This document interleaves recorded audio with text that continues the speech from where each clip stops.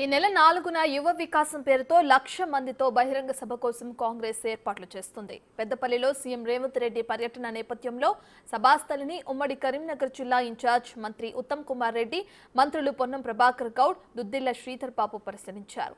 ఏడాది పాలనలో అన్ని వర్గాలకు అద్భుతమైన పాలన అందించామన్నారు మంత్రులు. కాళేశ్వరం నీళ్లు లేకుండానే తెలంగాణలో రైతులు రికార్డు స్థాయిలో వరి పండించారన్నారు. రాష్ట్ర వ్యాప్తంగా ఆర్టీసీలో 110 కోట్ల మంది మహిళలకు కాంగ్రెస్ ప్రభుత్వం ఉచిత ప్రయాణం కల్పించిందన్నారు. గవర్నమెంట్ వేకెన్సీస్ ఫిల్ చేస్తున్నాము.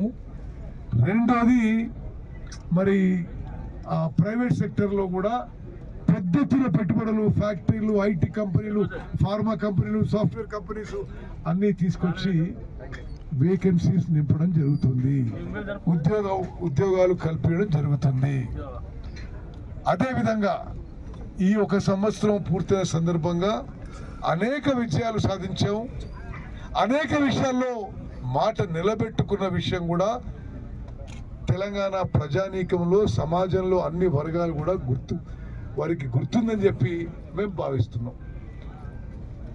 ఈ జిల్లాకి చెందిన మరో గౌరవ మంత్రివర్యులు మరి పొన్నం ప్రభాకర్ గారి ఆధ్వర్యంలో ఆర్టీసీలో ఇప్పటి వరకు 1.5 కోటి మహిళలు ఉచితంగా ఆర్టీసీ బస్సులో ప్రయాణం చేసిన మాట ఇది వాస్తవం.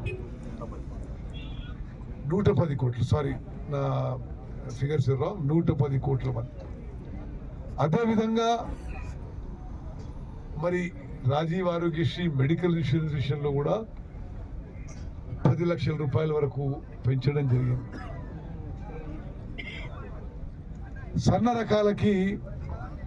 సన్న రకాల ప్రోత్సాహానికి 500 రూపాయలు బోనస్ ఇస్తున్నాం. ప్రతి రైతుకి ఎంఎస్పి వస్తుంది. మరి ప్రత్యేకంగా కరీంనగర్ జిల్లాలో చైతన్యవంతులైన మీరందరూ గమనించాలి. గత 10 ఏళ్ల పాటు ఎప్పుడు ఎక్కడ రాష్ట్రంలో ఎక్కడ పంట పండినా కాళేశ్వరం మొత్తుకున్నారు. ఇప్పుడు కాళేశ్వరం ప్రాజెక్ట్ నిరుపయోగంగా ఉంది.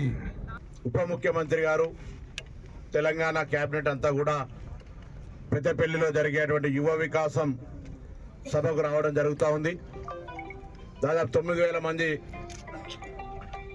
నూతనంగా నియామకం పొందుతున్న వాళ్లకు నియామక పత్రాలు ఇచ్చే కార్యక్రమం.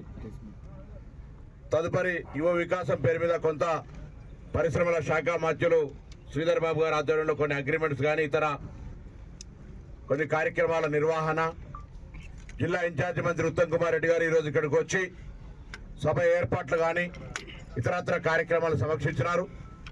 ఈ సందర్భంగా గౌరవ irrigation civil supplies minister Uttam Kumar Reddy గారికి జిల్లా రైతులందరి పక్షాన ధన్యవాదాలు తెలియజేస్తాను. ఎందుకంటే జిల్లాలో వరి ధాన్యం ఉత్పత్తి ఉమ్మడి ఆంధ్ర రాష్ట్రంలో కూడా నెంబర్ 1 ఉండే, తెలంగాణలో కూడా నెంబర్ 1 ఉంది. అటువంటి ఈ ప్రొక్యూర్మెంట్లో గతంలో సివిల్ సప్లైస్ మంత్రి జిల్లా నుంచి ప్రాతినిధ్యం వహించినా కూడా అధిక తూకం పేరు మీద లేదా ఇతరత్ర అనేకమైన ఇబ్బందులు రైతాంగం ఎదుర్కొంది.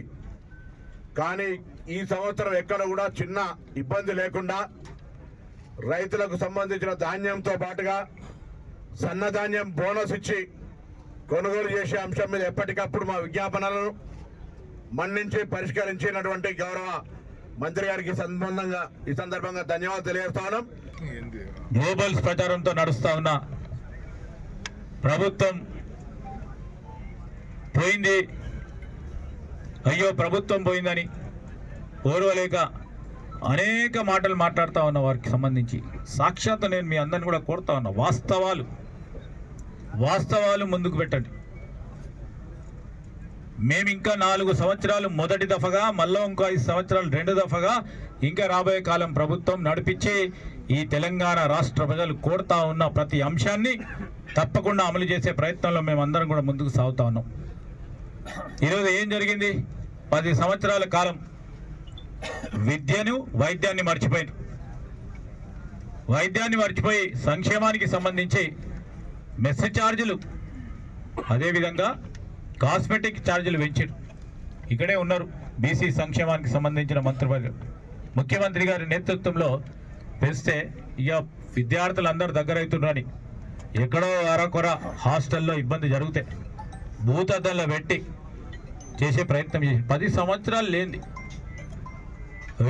ఒకటే దమ్లా ఇక్కడ హాస్టల్ అవుతుంది, అక్కడ ఇంకో హాస్టల్ అవుతుంది, అక్కడ 3 హాస్టల్ అవుతుంది, 4 హాస్టల్